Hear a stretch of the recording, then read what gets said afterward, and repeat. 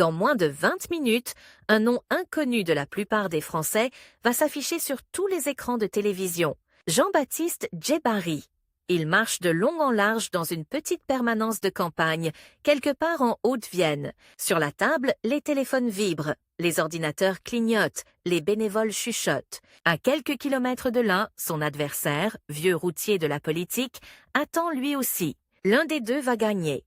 L'autre verra sa carrière s'arrêter net avant même d'avoir commencé. Sur le mur, une horloge numérique égrène les secondes. 19:42, 19:43, 19:44. Dans 18 minutes, le verdict tombe. Il a volé de nuit, traversé des turbulences, géré des urgences à 10 000 mètres d'altitude, dans un cockpit où la température extérieure flirte avec les 50 degrés. Mais ce soir, à quelques heures de Paris, au cœur d'une circonscription dont la plupart des Français ignorent le nom, il a l'impression que le vide est plus glaçant encore. Et ce qui le terrifie le plus, ce n'est pas de perdre, c'est de s'être trompé de vie. Pour comprendre comment un pilote d'avion, formé à l'excellence technique, s'est retrouvé à jouer son avenir politique contre un adversaire. Aguerri, sous la pression d'un compte à rebours impitoyable, il faut remonter bien plus loin, avant les meetings, avant les plateaux télé, avant les couloirs tapissés de moquettes rouges des ministères. Remonter à un enfant qui lève les yeux vers un ciel qu'il ne comprend pas encore. Nous sommes en 1982, à Melun, en Seine-et-Marne. La France vient à peine de basculer dans les années Mitterrand. Les écrans de télévision sont encore épais. Les avions de ligne affichent fièrement leur livrée colorée. Le 26 février, dans une maternité de cette ville de banlieue parisienne, naît Jean-Baptiste Djebari. Il grandit dans un pays qui se cherche, entre crises économiques, débats identitaires et promesses d'Europe. Dans son histoire familiale se croisent des racines françaises et algériennes, des trajectoires qui portent en elles la mémoire de l'exil, des traversées de la Méditerranée, des rêves de mobilité sociale. Sans qu'il le sache encore, ce mélange va devenir l'un des moteurs silencieux de sa vie. Un sentiment d'être toujours un peu entre deux mondes, jamais complètement assigné à une seule case. Enfant, Jean-Baptiste n'a pas encore de plan de carrière. Il n'a pas de slogan, pas de programme politique, pas de fiche de poste. Il a quelque chose de plus simple, mais de plus puissant. Une obsession. Le ciel, les avions, le bruit sourd des réacteurs qui, lorsqu'ils passent, font vibrer les vitres et accélérer le pouls. On peut l'imaginer, adolescent, s'arrêtant un instant au milieu d'un trottoir, le cartable à la main, juste pour suivre du regard, la trace blanche d'un appareil qui coupe le bleu en deux. Là-haut, des inconnus traversent le continent en quelques heures, alors que, pour lui, chaque étape de sa propre vie semble à la fois proche et terriblement éloignée. Ce qui frappe chez lui, très tôt, c'est cette combinaison rare, une capacité de travail presque obsessionnelle et une forme de distance ironique sur lui-même. Une dualité qu'on retrouvera plus tard dans l'hémicycle et dans les studios de télévision, mais qui se construit au départ sur les bancs de l'école. Il n'est pas né dans la politique. Il ne grandit pas au milieu des dîners ministériels, des bibliothèques pleines de mémoires d'anciens premiers ministres. Il grandit dans la France ordinaire, celle où l'on parle d'avenir en termes de concours, de diplômes, de métiers concrets. C'est là que se produit un premier basculement. Un professeur, un conseiller d'orientation, un échange qui marque. Si tu veux vraiment approcher les avions, il y a des écoles pour ça. Mais il faut travailler, beaucoup. À cet instant, l'aviation cesse d'être un simple rêve d'enfant pour devenir un projet précis, presque clinique. Intégrer l'école nationale de l'aviation civile, à Toulouse, l'ENAC, ce nom qui commence à résonner comme un mot de passe vers un autre monde. À partir de là, le temps se contracte. Les années de lycée deviennent une course contre la montre. Chaque trimestre, chaque note, chaque classement compte. Autour de lui, d'autres élèves rêvent d'ingénierie, de médecine, de commerce. Mais pour lui, le cockpit est plus qu'une ambition professionnelle. C'est un horizon mental. Pourtant, il le sait, la compétition sera féroce. Les concours qui mènent aux grandes écoles sont impitoyables. Un chiffre circule dans les couloirs. Des centaines, parfois des milliers de candidats pour quelques dizaines de places. Parmi ces inconnus, il y a déjà son premier vrai concurrent. Il ne connaît pas son visage, pas son nom, mais il sait qu'il existe. Quelqu'un, quelque part, révise en même temps que lui, résout les mêmes problèmes, apprend les mêmes formules. Et à la fin, le jury tranchera, lui ou l'autre.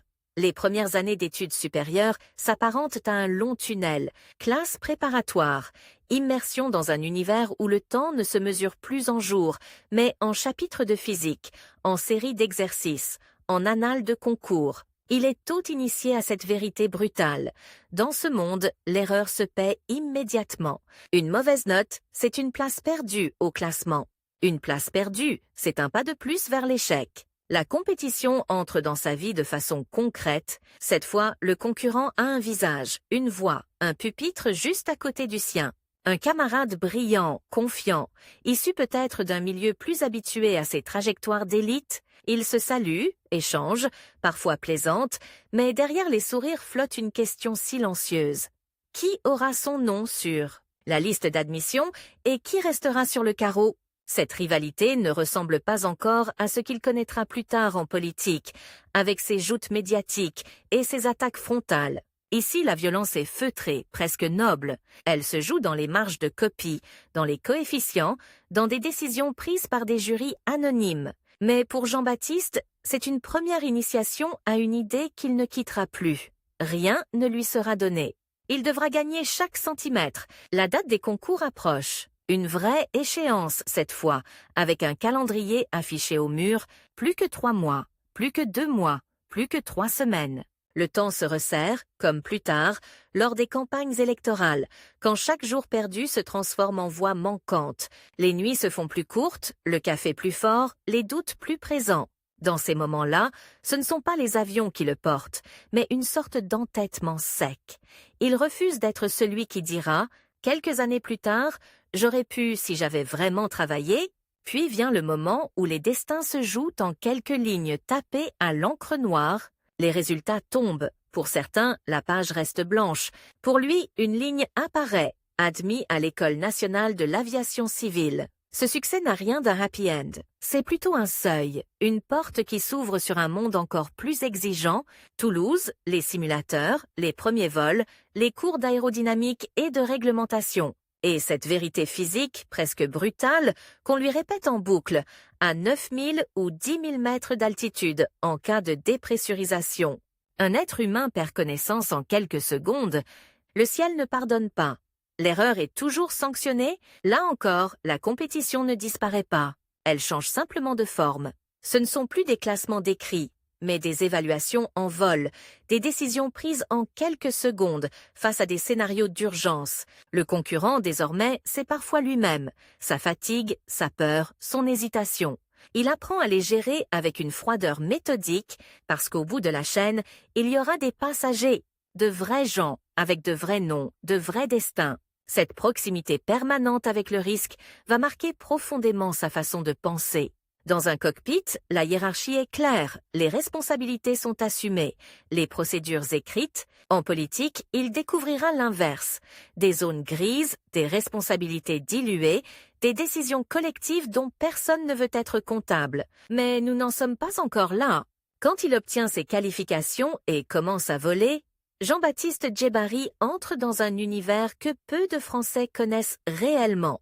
Celui de l'aviation d'affaires, des vols où, à l'avant, le pilote surveille une forêt de cadrans, tandis qu'à l'arrière, des hommes et des femmes d'affaires signent des contrats qui pèsent parfois des millions d'euros. Ce contraste le frappe. D'un côté, une rigueur millimétrée, des checklists interminables, des critères de sécurité presque obsessionnels. De l'autre, une forme d'insouciance confortable, de surplomb social, comme si, pour certains, les limites du réel ne s'appliquaient jamais tout à fait.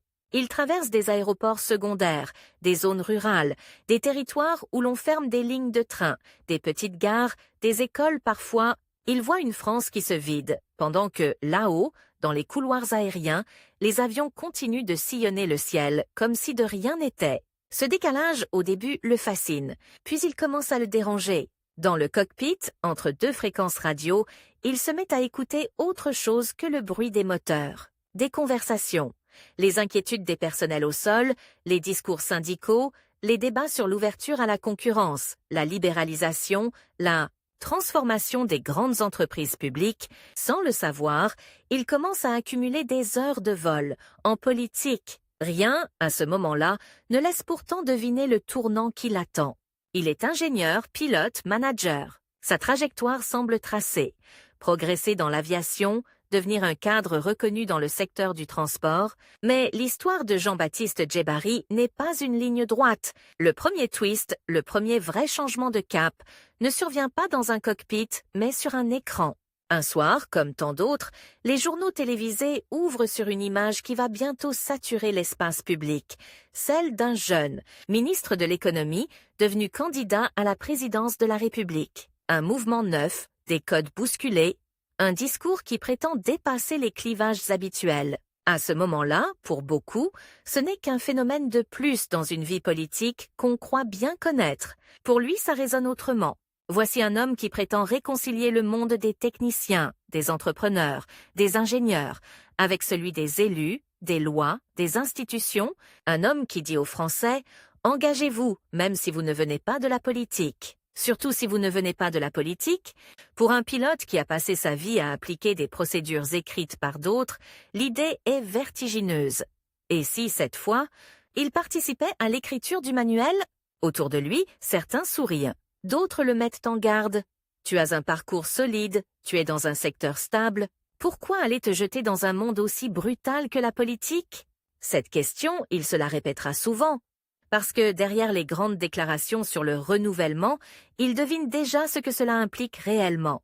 Affronter des professionnels de la politique, des adversaires rompus aux campagnes électorales, à la mécanique des partis, aux coups de théâtre médiatique. Et puis il y a ce facteur que son expérience de pilote lui a appris à ne jamais négliger, le temps.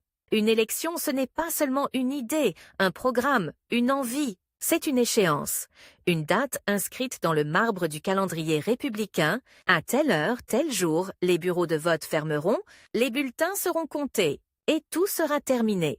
Dans sa future circonscription, quelque part autour de Limoges, un homme, déjà élu, déjà connu, déjà installé, se prépare, lui aussi. Il ne sait pas encore que, d'ici peu, un novice venu de l'aviation viendra marcher sur son terrain. Mais statistiquement, politiquement, sociologiquement, tous les pronostics jouent en sa faveur. C'est lui, le favori, c'est lui, le concurrent à abattre. Entre le pilote et le professionnel de la politique, un duel se dessine. Bien avant que les affiches ne soient collées sur les panneaux électoraux, ils ne se connaissent pas encore, ne se sont jamais serré la main, n'ont jamais croisé leurs regards. Pourtant, au fond, le mécanisme est déjà le même que lors des concours d'entrée aux grandes écoles. 2 trajectoires, 2 ambitions, une seule place. À ce stade, rien n'est encore décidé. Le cockpit n'est pas totalement quitté.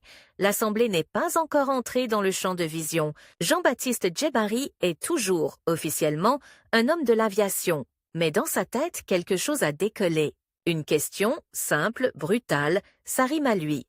Est-ce que je veux seulement transporter les gens d'un point A à un point B? Ou est-ce que je veux avoir mon mot à dire sur la façon dont on organise le pays tout entier? Il ne sait pas encore que cette question va l'emmener bien plus loin qu'il ne l'imagine. Qu'elle va le propulser, en quelques années, au cœur des crises, des polémiques, des rivalités, qu'elle va faire de lui l'adversaire direct de figures expérimentées, parfois prêtes à tout pour conserver leur position.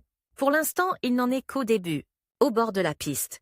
Mais déjà, quelque part, une horloge a commencé à tourner. Dans sa tête, l'horloge tourne comme une aiguille de tachymètre. Elle ne fait pas de bruit, mais elle impose son rythme. Et ce qui est terrifiant, c'est qu'elle ne compte pas en minutes, elle compte en scrutin. Une fenêtre s'ouvre, courte, dangereuse, et s'il la manque, il redeviendra le pilote qui a failli. Alors il coupe le moteur de sa vie d'avant, pas d'un geste héroïque, mais d'une décision administrative, froide, presque absurde. Des formulaires, des appels, des rendez-vous à Paris, des réunions dans des salles trop blanches où l'on parle de circonscription. Gagnable, comme on parle de couloirs aériens. On lui explique que l'époque veut du neuf, on lui explique aussi, à voix plus basse, que le neuf se casse souvent au premier virage. Son terrain, la Haute-Vienne? Une France que l'on résume trop vite à des cartes postales, des prairies, des forêts, des routes qui serpentent, alors qu'elle est surtout faite de distances, d'emplois rares, de services publics qui reculent, de gares dont les quais s'effritent. Ici, on n'élit pas un député parce qu'il sourit bien en photo. Ici, on élit un nom qu'on connaît, une poignée de main qu'on a déjà serrée, une promesse qu'on peut vérifier sur le marché du samedi. Et c'est là que son concurrent prend forme pleinement. Un élu installé, un homme du territoire, un professionnel des campagnes qui sait exactement où poser son regard et quand hausser la voix. Il n'a pas besoin de nouveautés. Il a l'avantage le plus précieux en politique, l'habitude. Il connaît les maires, les associations, les réseaux. Il a des alliés invisibles, des fidélités anciennes. Il sait où frapper pour faire douter le nouveau venu. Sur sa légitimité, sur ses racines locales, sur son passé hors du sérail. La rivalité n'est pas un duel romantique. C'est un bras de fer asymétrique. Jean-Baptiste arrive avec une réputation de technicien, de cadre, de pilote. Tout ce qui impressionne à Paris, mais qui, ici, peut sonner comme une distance sociale. Et très vite, il comprend que sa première bataille n'est même pas contre un homme. C'est contre une étiquette collée sur son front. Le candidat parachuté. Sauf qu'il n'a pas le luxe du temps, la fenêtre est là maintenant. La campagne, c'est une piste courte. Si tu n'es pas à la bonne vitesse au bon moment, tu t'écrases avant même le décollage. Il se donne une contrainte brutale, presque militaire. Quelques semaines pour devenir crédible. Quelques semaines pour transformer une inconnue en visage familier et chaque matin la même angoisse. Combien de portes peut-on frapper avant la nuit? Combien de marchés peut-on faire avant que la pluie n'éteigne les conversations? Combien de mains peut-on serrer avant que le regard des gens ne dise « On t'a vu, mais on ne te connaît pas ». Il apprend la campagne comme on apprend un appareil qu'on n'a jamais piloté. D'abord, il se trompe, il parle trop technique, il explique les infrastructures, les mobilités, les flux, les chaînes logistiques, il croit que la rationalité suffit, et il voit les yeux se perdre. On l'écoute poliment, puis on s'échappe. Le concurrent, lui, n'explique pas, il raconte. Il évoque une fermeture de classe, une ligne TER supprimée, un hôpital sous tension, il incarne une mémoire locale, et ça vaut plus qu'un CV. Premier choc. Jean-Baptiste rentre un soir, seul, dans une chambre d'hôtel bon marché, et il comprend que s'il continue comme ça, il va se faire avaler. Il ne perdra pas dignement, il perdra sèchement, comme ces candidats dont on oublie le nom dès le lendemain. Alors il change, il cesse de vouloir convaincre la France. Il décide de convaincre ici. Il parle moins de concepts, plus de trajets réels. La mère qui fait 50 km pour une consultation, l'apprenti qui rate son train et perd une journée de stage, le salarié qui dépend d'une route départementale abîmée comme d'une artère vitale. Il se met à écouter, vraiment, et non plus à collecter des phrases comme des données. Mais la campagne est un théâtre cruel. Dès que tu t'adaptes, ton adversaire s'adapte aussi. Et l'équipe du concurrent lance une attaque qui semble anodine, mais qui est une lame fine. Il n'a jamais géré une commune. Il n'a jamais voté un budget local. Il vient d'un autre monde. Ce autre monde devient un poison. Certains l'appellent le pilote, avec un sourire qui veut dire celui qui ne sait pas où sont nos chemins. D'autres ajoutent, plus perfidement, il va repartir à Paris dès qu'il sera élu. Lui, intérieurement, explose. Parce que son passé, ce sont des procédures, des responsabilités, des vies confiées à ses mains. Mais il découvre une vérité brutale. En politique, la compétence ne se voit pas. La confiance, si. Et la confiance, ça se gagne lentement. Or, il n'a pas lentement. Le compte à rebours s'accélère. Réunions publiques, débats, tracts, interviews locales. Il enchaîne les journées de 15 heures comme des longues étapes de vol, où l'on ne peut pas s'endormir, même 30 secondes. Et un soir, un incident. Un petit événement presque ridicule, qui prend des proportions gigantesques. Une phrase mal coupée, un extrait de vidéo partagé, sur les réseaux, une polémique locale qui enfle. On l'accuse d'arrogance, d'être hors sol. Le concurrent n'a même pas besoin de mentir, il laisse faire. Il regarde l'incendie prendre et il souffle dessus juste assez. Deuxième choc. Jean-Baptiste comprend que la campagne n'est pas seulement une compétition d'idées, c'est une guerre de perception. Et la perception est une matière instable, inflammable. C'est là qu'arrive le premier vrai twist de cette partie. La rivalité se déplace. Elle n'est plus seulement sur le terrain, elle devient interne à son propre camp. Parce que, à Paris, on regarde les courbes, les sondages, les retours de terrain, et dès que l'incertitude apparaît, certains commencent à douter de lui. On lui propose des ajustements, des éléments de langage, des consignes qui sonnent comme des ordres venus d'une tour de contrôle lointaine. Il sent le piège. S'il obéit trop, il deviendra un produit. S'il désobéit, il sera lâché. Il choisit un entre-deux dangereux. Parler comme lui, mais avec une discipline. Être spontané, mais pas naïf. Et surtout, transformer son handicap, ne pas être un élu local, en atout. Il promet de ne pas être prisonnier des habitudes, de faire le lien entre les dossiers nationaux et les besoins concrets. Il vend l'idée d'un député qui comprend les mobilités, parce qu'il a vécu les mobilités, à l'échelle du ciel comme à l'échelle des routes. La campagne approche de son point de rupture. Le premier tour, une date fatale, un mur qu'on ne contourne pas. Les derniers jours, c'est une sorte de délire organisé. Les affiches se décollent sous la pluie, les équipes s'épuisent, les bénévoles ont les mains noires de colle. On parle à des gens qui n'écoutent plus, on serre des mains qui seront peut-être des votes, peut-être pas. La nuit, Jean-Baptiste rêve de chiffres, de pourcentages, de cartes électorales comme des cartes météo. Et puis le premier tour tombe. Les résultats, bruts, glacés, s'affichent comme une altitude qu'on perd d'un coup. Il n'est pas éliminé. Il est qualifié, mais ce n'est pas une victoire, c'est une prolongation. Une seconde manche, plus violente, parce que le concurrent se retrouve face à lui, directement, sans dispersion. 2 noms, 2 trajectoires, une seule place. Le concurrent passe à l'offensive, il se pose en rempart. On ne va pas confier notre circonscription à un débutant. Il sous-entend que Jean-Baptiste n'est pas d'ici, qu'il ne comprend pas, qu'il représente un pouvoir central qui promet et oublie. Et cette attaque touche une corde sensible. La Haute-Vienne, comme beaucoup de territoires, a une mémoire des promesses non tenues. On y a vu des ministres venir poser pour une photo devant une gare, puis disparaître. On y a entendu des plans, des schémas, des engagements qui ne se traduisent pas en travaux. Jean-Baptiste, lui, joue sa carte la plus risquée. Il accepte l'idée qu'on puisse se méfier de lui. Il ne s'en indigne pas. Il dit, en substance, « Vous avez raison d'exiger des preuves. Donnez-moi une chance de les apporter. » Ce n'est pas spectaculaire. Mais ça désarme certains, parce qu'en politique, l'orgueil est souvent une armure, et l'armure, parfois, donne envie de frapper. Les derniers jours avant le second tour sont une montée de tension continue. Il devient presque superstitieux. Il ne regarde plus les messages après une certaine heure. Il évite certaines routes. Il refait mentalement des conversations en cherchant l'instant exact où il a perdu ou gagné quelqu'un. Et surtout, l'échéance prend une dimension intime. Il s'est donné un ultimatum silencieux. S'il perd, il retourne à sa vie d'avant, mais il ne pourra pas faire comme si rien ne s'était passé. Il aura goûté à la politique, et cette expérience laisse une trace. Il aura été celui qui a essayé. Dans certains milieux, c'est honorable. Dans d'autres, c'est un aveu de faiblesse. Il se retrouve piégé par sa propre audace. Le soir du second tour arrive, la permanence se remplit, puis se tasse. On parle moins. Les regards se fixent sur les écrans, les téléphones vibrent. On attend les estimations comme on attend un verdict médical. C'est précisément l'instant où nous l'avions laissé. L'horloge numérique, les secondes qui tombent une à une, et ce sentiment de froid intérieur, comme si la pièce était dépressurisée. Et là, twist!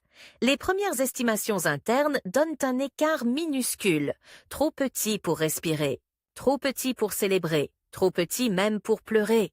Le concurrent, à quelques kilomètres, reçoit les mêmes chiffres. Il comprend que sa forteresse vacille, et soudain, tout ce qu'on croyait stable devient fragile. 19,56, 19,57, 19,58. Chaque minute est une lame. À 20 $, les chiffres tombent. Jean-Baptiste Djebari est élu député. Le novice a battu le professionnel. Le cockpit a gagné contre la machine locale. Pendant quelques secondes, c'est une euphorie sèche, presque irréelle. Des cris, des embrassades, des épaules qui tremblent. On se parle trop près, on se promet de rester comme ça. On jure que tout commence. Mais au milieu du bruit, une pensée traverse Jean-Baptiste, nette comme une alarme en cabine. Battre un concurrent, ce n'est pas finir une course, c'est entrer dans une autre, beaucoup plus longue, où l'adversaire n'est plus seulement celui qu'on a vaincu, mais le système tout entier. Et surtout, il y a un autre compte à rebours qui démarre à l'instant même où la victoire est proclamée, celui de la crédibilité. Parce qu'en politique, la victoire ne te donne pas raison. Elle te donne juste le droit de prouver, vite, que tu n'étais pas une erreur de casting. Et à Paris, déjà, les couloirs s'ouvrent, on lui parle de commissions, de dossiers, de groupes de travail, on lui parle, presque en chuchotant, d'un mot qui fait accélérer le cœur de n'importe quel nouveau député. Gouvernement. Sauf que la place est rare, et que les concurrents, cette fois, ne sont plus à quelques kilomètres. Ils sont partout, dans chaque bureau, dans chaque sourire, dans chaque poignée de main un peu trop ferme. La porte vient de s'entr'ouvrir. Et derrière, il y a la tempête. Je ne peux pas vérifier automatiquement le nombre exact de caractères ici. Si vous collez cette partie dans un compteur, je peux ensuite l'ajuster précisément à 10 000, 11 000 signes, en ajoutant ou retirant des phrases sans répéter d'événements. La première fois qu'il pousse la porte de l'Assemblée nationale, ce n'est pas le rouge solennel des bancs qui le frappe. C'est le bruit, un brouhaha épais, continu, fait de chuchotements, de rires étouffés, de talons sur le marbre, de téléphones en mode silencieux qui vibrent contre le bois des pupitres. À la télévision, l'hémicycle ressemble à une cathédrale républicaine. En vrai, c'est un cockpit géant livré au tumulte, et la vérité brutale s'impose en quelques secondes. Ici, ceux qui ne maîtrisent pas la turbulence disparaissent. Il vient d'atterrir dans un monde où le temps n'a plus la même unité. On ne compte plus en heures de vol, mais en fenêtres médiatiques, en niches parlementaires, en temps de parole. Dès les premiers jours, on lui glisse une phrase qui sonne comme une menace polie. Si, dans les 6 premiers mois, on entend « Pas parler de toi, tu deviendras un député anonyme ». 6 mois, 180 jours. Pour passer du statut de novice à celui de voix qui compte, le compte à rebours recommence.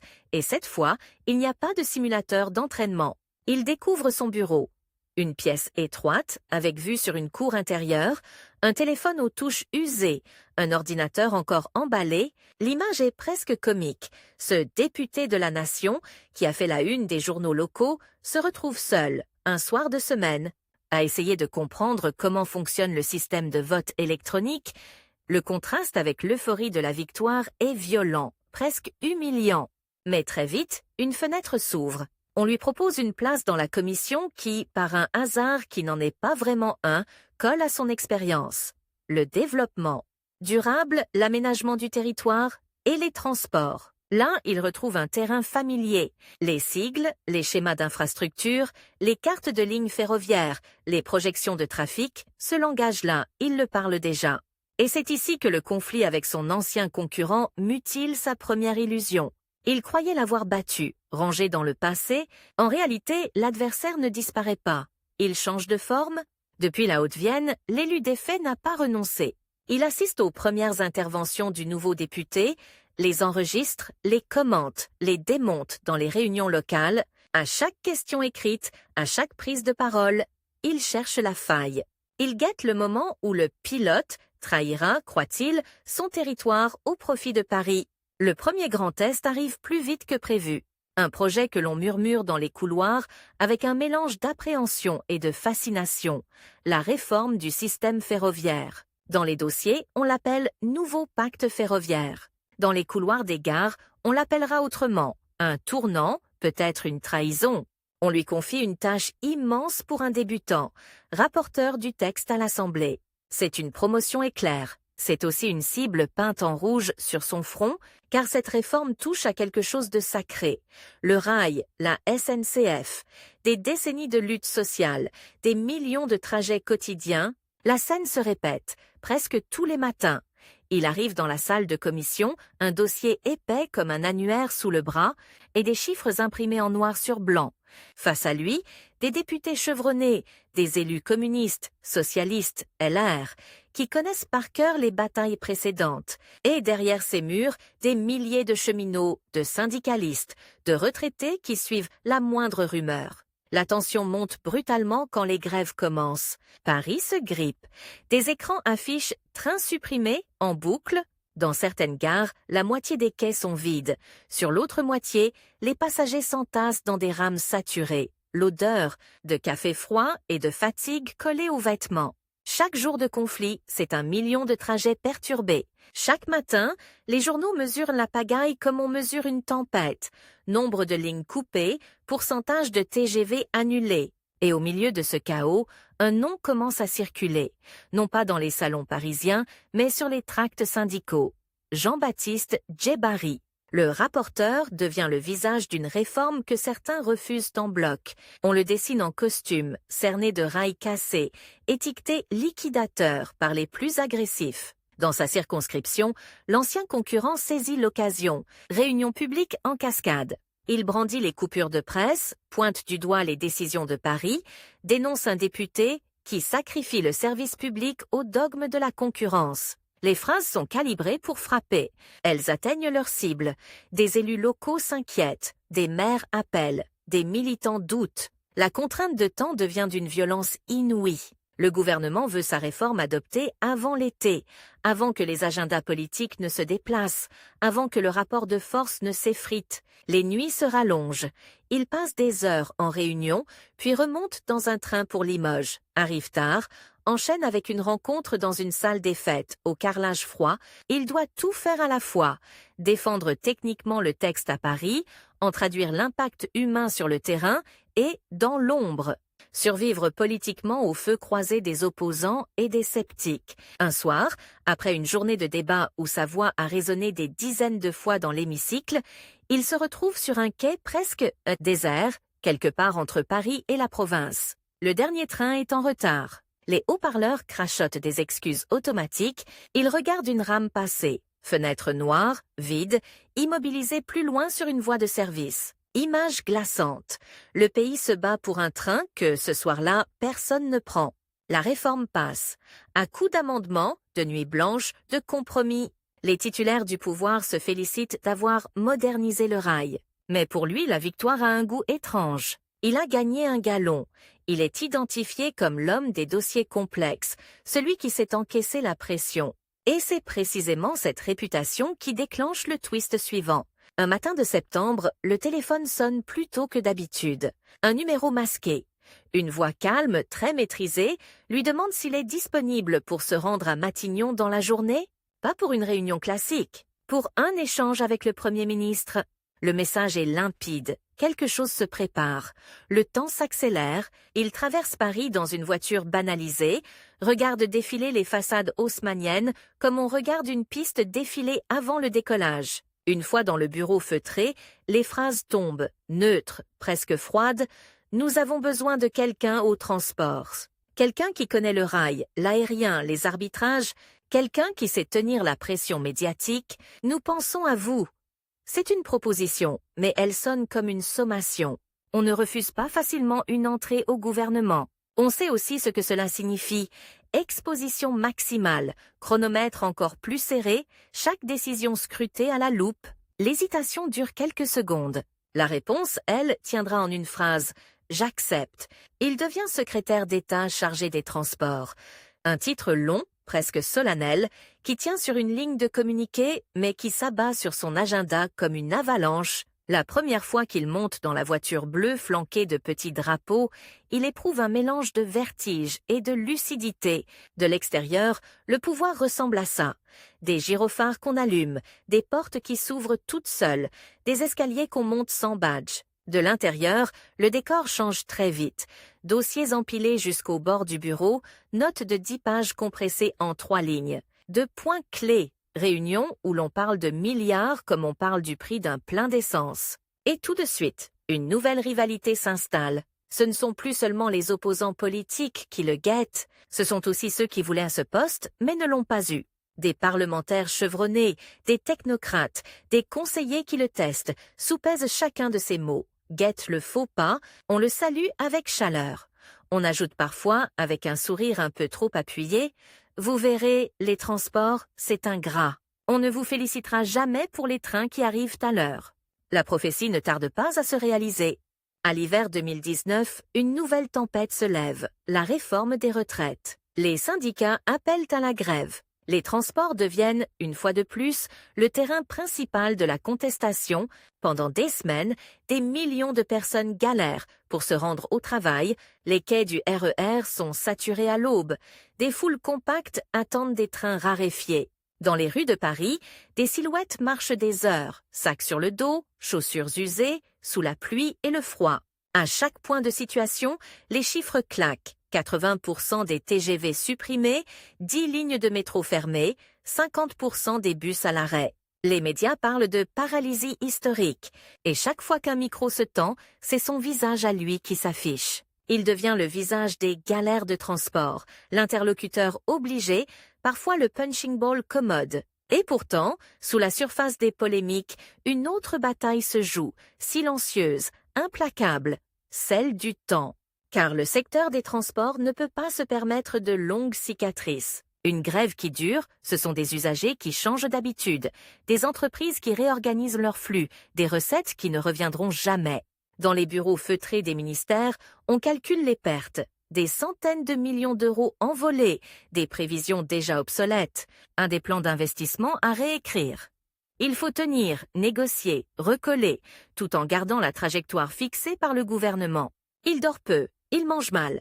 Il enchaîne matinale radio, rendez-vous syndicaux, réunions à Matignon, retour tardif au ministère. Les couloirs n'ont plus vraiment de nuit. La lumière reste allumée, comme dans une tour de contrôle qui fonctionne 24 heures sur 24. Et tandis que la grève s'étire, une autre menace approche, invisible, lointaine, que personne ne sait encore nommer autrement qu'avec un mot froid. Coronavirus. Au début, ce sont quelques notes sur la Chine, des résumés prudents de l'Organisation mondiale de la santé, un virus qui circule, des mesures prises à Wuhan, lointaines, presque abstraites. Puis la réalité se rapproche, un premier cas en France, puis d'autres, puis des clusters. Le domaine des transports devient soudain le cœur d'une question vertigineuse. Comment continuer à faire circuler des millions de personnes dans un pays où chaque contact peut devenir une chaîne de contamination? Le basculement se fait en quelques jours, à la mi-mars 2020.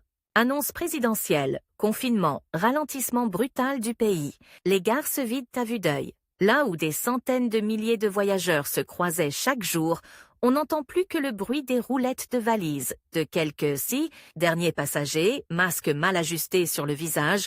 À Orly, des avions s'alignent sur les pistes, moteurs coupés, comme des baleines échouées. Dans les tours de contrôle, les écrans radars se dégarnissent, le trafic aérien s'effondre. Les chiffres donnent le vertige. Jusqu'à 90% de vols en moins, des compagnies qui brûlent des millions d'euros chaque jour, des milliers de bus et de trains immobilisés. Le pays littéralement se fige. Pour Jean-Baptiste, c'est une autre forme de turbulence, totalement inédite. Il n'agit plus seulement comme ministre des Horaires et des Infrastructures. Il devient un élément central de la stratégie de survie économique du pays. Chaque décision est un arbitrage impossible. Réduire les mobilités pour protéger la santé, ou maintenir des lignes pour permettre aux soignants, aux caissières, aux éboueurs d'aller travailler. Des cartes circulent sur les tables de réunion, tracés de lignes essentielles, listes de gares qui resteront ouvertes, schémas de flux minimaux. Des mots qui n'avaient jamais vraiment été associés deviennent soudain indissociables. Distanciation, capacité maximale, doublement des rames. Il y a des instants surréalistes, des réunions où l'on discute du nombre de voyageurs par mètre carré, comme on discuterait de la portance d'une aile d'avion. Des séances de travail où des ingénieurs, des médecins, des préfets, des militaires et des communicants se retrouvent dans la même salle à débattre de la façon dont on place un autocollant « Ne pas s'asseoir ici » sur un siège de TGV. Les enjeux sont colossaux, mais les décisions se traduisent par des gestes minuscules.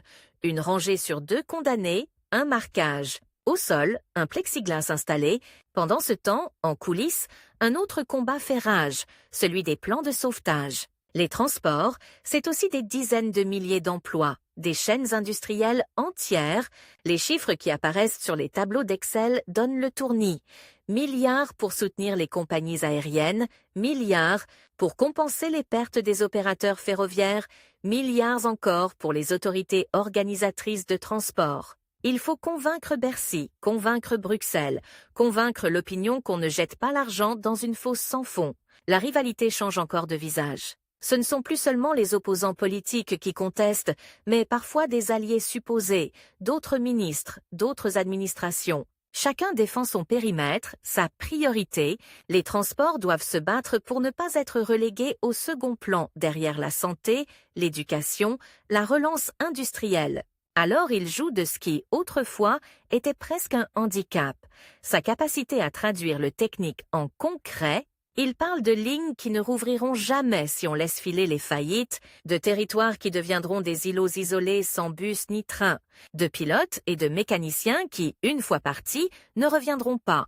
Il décrit les avions cloués au sol comme des stocks de compétences en sursis, les rails désertés comme des artères, prêtes à se nécroser. Les mots choquent, mais frappent juste. Dans ces rares moments de silence, tard le soir, il mesure une autre échéance, celle de sa propre trajectoire. Les gouvernements tombent vite, les remaniements s'annoncent parfois sans prévenir. L'histoire récente de la veuve République est cruelle.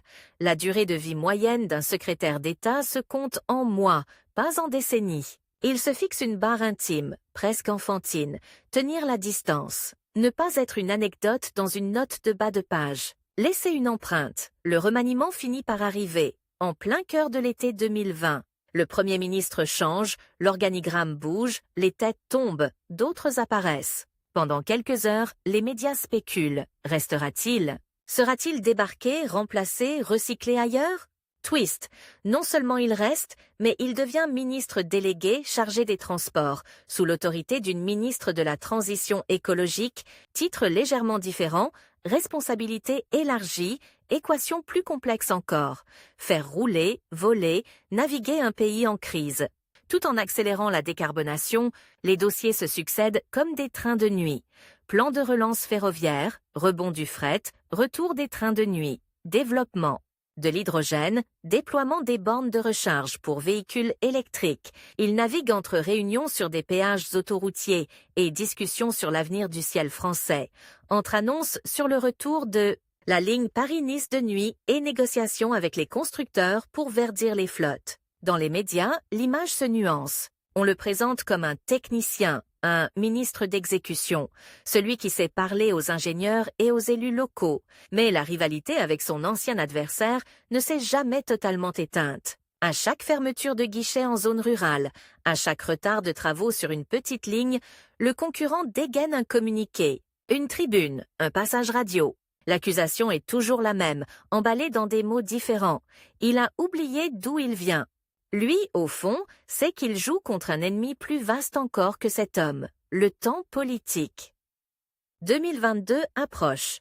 Les élections présidentielles, puis législatives, redessineront la carte du pouvoir. Dans son camp, certains se positionnent pour reprendre des circonscriptions, d'autres se préparent à sortir. Entre deux dossiers, il prend une décision qui surprendra son entourage.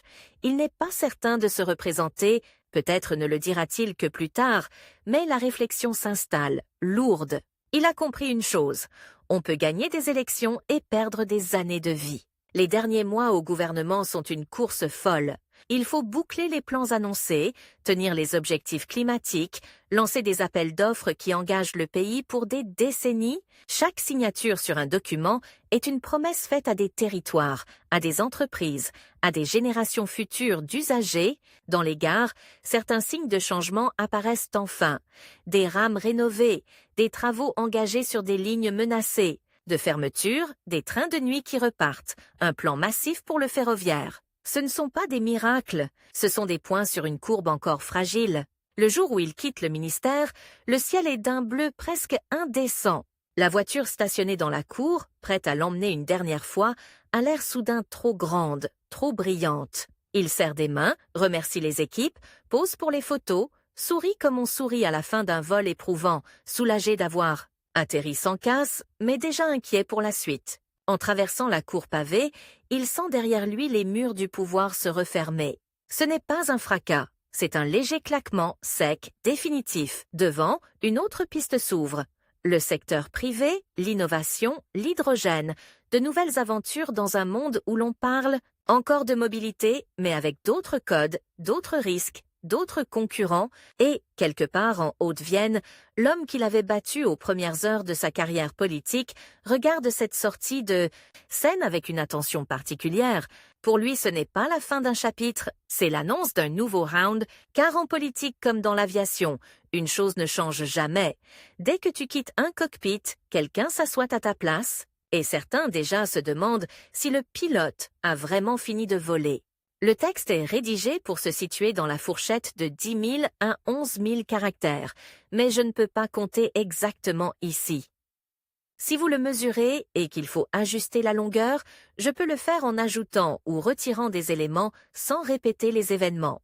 Il se dit souvent qu'en politique, le vrai crash ne se produit pas le jour où l'on perd le pouvoir, mais le lendemain matin, quand le téléphone cesse de sonner. Le choc, ce n'est pas la violence des débats, les unes de journaux, les nuits sans sommeil. Le choc, c'est le silence.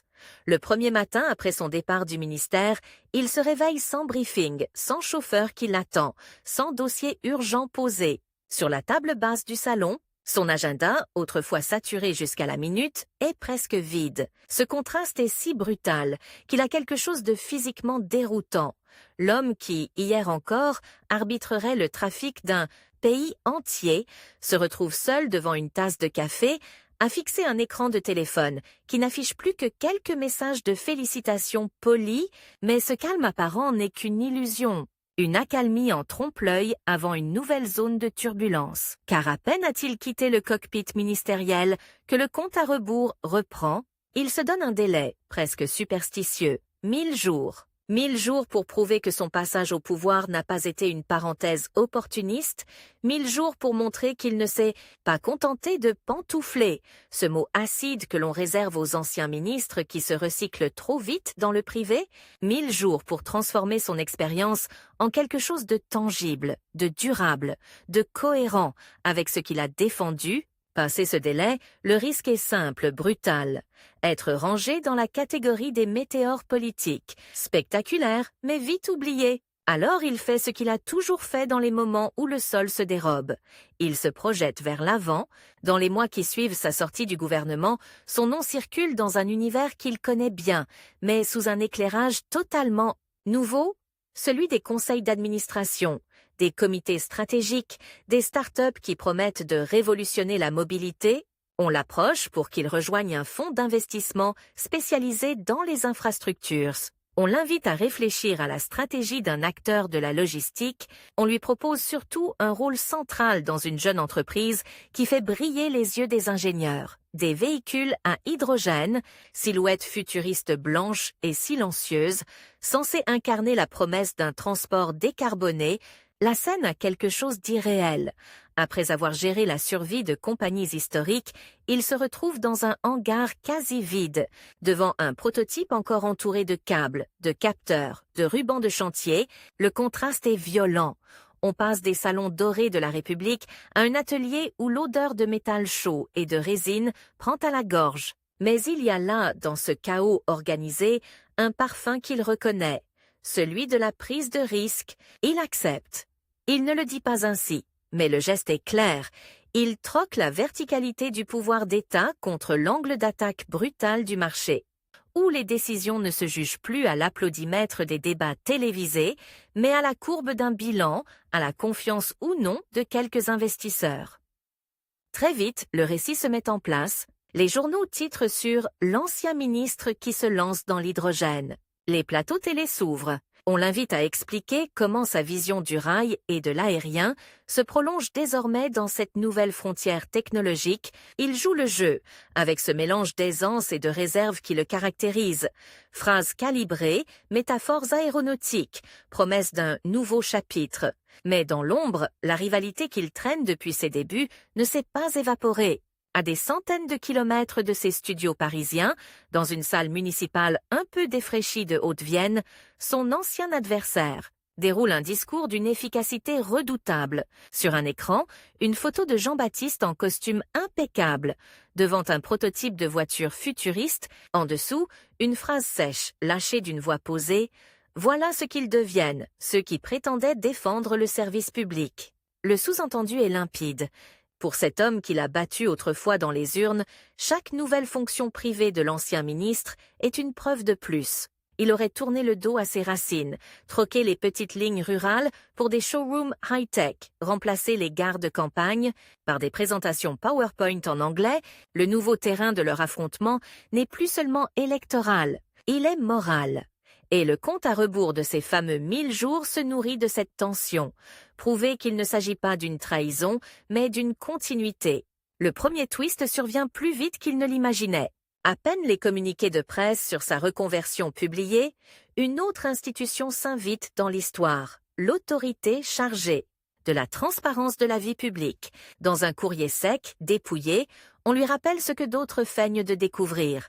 Lorsqu'on quitte un ministère, on ne retourne pas, comme on veut, dans le secteur que l'on vient de réguler. Il y a des lignes rouges, des incompatibilités, des délais à respecter. Très vite, les titres changent de tonalité. On ne parle plus seulement de reconversion, mais de risque de conflit d'intérêts. Des tribunes s'enchaînent, des juristes commentent, des éditorialistes s'enflamment. Sur les réseaux sociaux, les slogans sont plus courts, plus violents. Il a négocié son avenir pendant qu'il était encore au pouvoir. La porte tournante politicien-lobbies continue de tourner. Son ancien adversaire, lui, jubile presque. Invité sur une radio locale, il lâche d'une voix faussement peinée. C'est triste, mais pas surprenant. Quand on confie des responsabilités de cette importance à des gens sans ancrage, on obtient ce genre de dérive. Les mots dérive, soupçon, collusion s'accrochent à son nom comme du givre. Une nouvelle contrainte temporelle se met alors en place, implacable. Quelques semaines, parfois quelques jours seulement, pour répondre aux demandes de l'autorité de contrôle, pour fournir des documents, pour expliquer, justifier, rectifier. Chaque rendez-vous avec ses nouveaux partenaires est suspendu à ses décisions. Un feu vert et le projet continue. Un feu rouge et tout s'effondre. Il découvre un type de turbulence qu'il n'avait encore jamais affronté. Silencieuse, procédurale, faite de paragraphes de loi et d'avis publics. Et pourtant, la violence symbolique est considérable. Car dans ce milieu, un mot peut tuer plus sûrement qu'une défaite électorale. Incompatibilité. Le verdict finit par tomber, nuancé, presque cruel dans sa précision. On ne lui interdit pas de travailler. Mais on encadre, on limite, on cadenasse. Certains projets qui semblaient prometteurs deviennent impossibles. Il doit renoncer à un poste qui lui promettait une rémunération confortable, une visibilité internationale. Il le fait, en public, et répète qu'il respecte totalement les règles. À ce moment précis, il comprend quelque chose d'essentiel. Le jeu ne se limite plus à l'arène politique. La bataille pour l'image se joue désormais dans une zone grise, à la frontière du droit et de la perception. Pour certains, ce renoncement sera la preuve de son sens des responsabilités. Pour d'autres, un simple aveu de culpabilité voilée. La nuit suivante, il traverse un atelier presque désert de la start-up qu'il a choisi de rejoindre. Le prototype trône au milieu du hangar, enveloppé d'une bâche blanche. Il s'arrête, tire le tissu. Sous la lumière crue, la voiture apparaît. Ligne prometteuse, mais intérieur encore vide. Câbles apparents, siège provisoire. Image brutale. Une promesse de futur, mais sans moteur définitif. La métaphore est facile, presque trop. Pourtant, elle le frappe de plein fouet. Tout ce qu'il a construit, sa carrière, ses combats, ses réformes, ressemble à cette voiture à moitié assemblée, des plans ambitieux, des avancées réelles, mais aussi des zones inachevées, des chantiers laissés en suspens. Et désormais, c'est loin des caméras du pouvoir qu'il doit tenter de finir ce qu'il a commencé. La deuxième secousse ne vient pas de la politique, mais de l'économie. Dans un monde où l'argent facile se fait plus rare, où les investisseurs deviennent méfiants, la belle histoire de l'hydrogène se heurte à la froide réalité des comptes. Les annonces de levée de fonds se font attendre, les cours boursiers vacillent. Les promesses de production à grande échelle sont repoussées, encore et encore. Un matin, dans un article spécialisé, un titre le glace. Les rêves d'hydrogène de la mobilité française face au mur de la réalité financière. Les photos qui accompagnent le texte sont cruelles. Usine encore vide, parking où s'alignent quelques prototypes immobiles. Ingénieurs qui rangent des maquettes dans des cartons. Les critiques, là encore, ne tardent pas à se saisir de l'occasion. On l'avait dit, la vraie vie, ce n'est pas un PowerPoint sur la transition écologique. Son ancien concurrent, lui, trouve le moyen de relier cette déconvenue à son action passée. Après avoir promis des trains partout, et pour tous, il promet maintenant des voitures à hydrogène. Le point commun, on les attend toujours. La phrase fait mal parce qu'elle touche précisément là où la blessure est la plus profonde. La crainte de n'avoir pas livré suffisamment de concret, d'avoir travaillé sur des trajectoires, des courbes, des plans à long terme. Dans un monde qui réclame des résultats visibles, palpables, immédiatement. Pourtant, dans ce chaos, une autre facette de son personnage se révèle. Loin des grandes tribunes, il recommence à faire ce qu'il faisait au tout début. Aller voir les gens là où ils vivent. Non plus comme candidat, ni comme ministre, mais comme quelqu'un qui n'a rien à vendre, rien à faire voter, il retourne en Haute-Vienne, dans une petite salle de classe, au fond d'un lycée professionnel. On l'a invité à parler de son parcours à des élèves qui hésitent entre un CAP de mécanique, un BTS de transport, peut-être un emploi dans la logistique. Les néons bourdonnent, certains élèves bâillent, d'autres jouent avec leur téléphone. Il commence à raconter. Non pas les chiffres, non pas les lois, mais les sensations. Le cockpit d'un avion au petit matin, la première fois à l'Assemblée, l'odeur des rails chauds en été, les gares désertes pendant le confinement, les regards se lèvent progressivement quand il évoque le stress d'un atterrissage avec un vent de travers, puis le parallèle avec un vote tendu à l'Assemblée. Il réussit ce petit miracle qui lui a souvent servi de carburant. Transformer la technique en récit, le schéma en image, le jargon en histoire. À la fin, un élève lève la main. « Monsieur, vous regrettez d'avoir quitté le ministère ?» Le silence se fait, la question est simple, frontale. Il marque une pause, puis répond « J'aurais regretté de m'accrocher pour garder le pouvoir à tout prix. Ce que je peux regretter, c'est de ne pas toujours avoir eu le temps d'aller au bout de ce qu'on voulait faire. Le temps politique, c'est un compte à rebours permanent. » Dehors, sur le parking, pendant qu'il reprend la route, il aperçoit une affiche défraîchie, collée de travers sur un panneau d'affichage. Le visage de son ancien adversaire, candidat à une nouvelle fonction locale. Leur duel s'est déplacé. Lui se bat désormais pour la maîtrise de son récit, l'autre pour la conquête de mandat. Un soir d'hiver, l'actualité s'offre un nouveau twist. Invité à un débat télévisé sur l'avenir de la mobilité, il se retrouve soudain, face à face avec ce rival de toujours, version plateau national. Le présentateur jubile. L'ancien ministre devenu entrepreneur d'un côté, l'élu local combatif de l'autre. L'affiche est idéale. Le duel, pourtant, ne ressemble plus à leur joute d'antan. Là où le concurrent aligne les formules tranchantes, vous avez abandonné les petites lignes, vos copains du privé profitent de vos décisions, lui répond différemment. Il reconnaît ce qui n'a pas été fait, pointe ce qui a été lancé, explique ce qui prend du temps.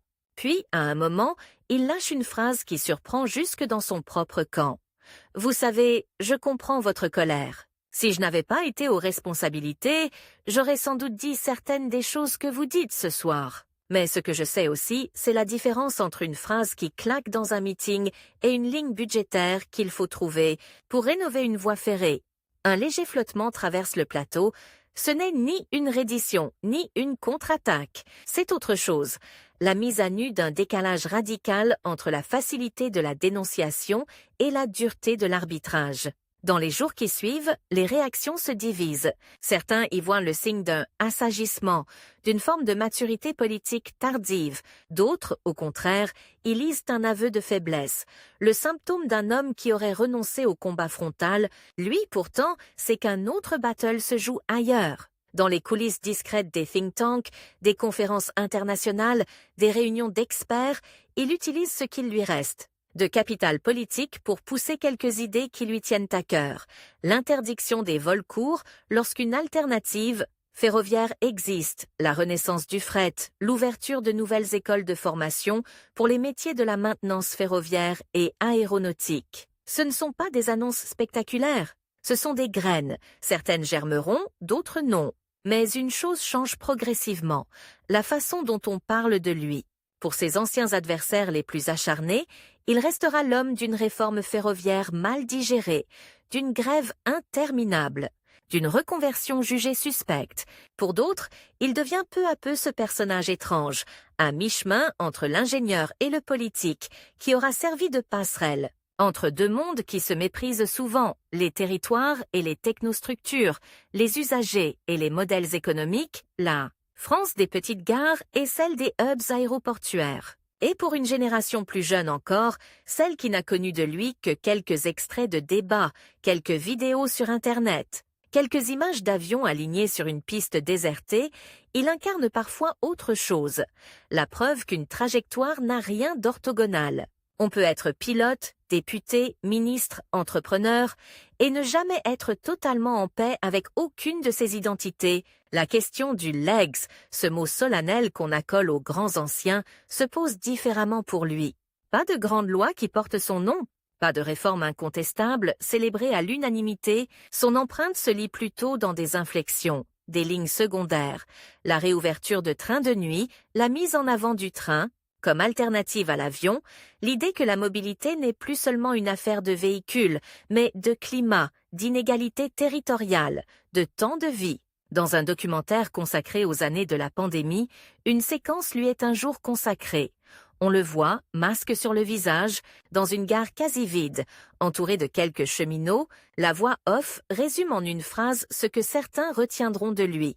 Il aura été le ministre des Transports au moment où la France a cessé brutalement de se déplacer. Curieux héritage, être associé à l'immobilité pour quelqu'un qui n'a jamais supporté de rester au point mort.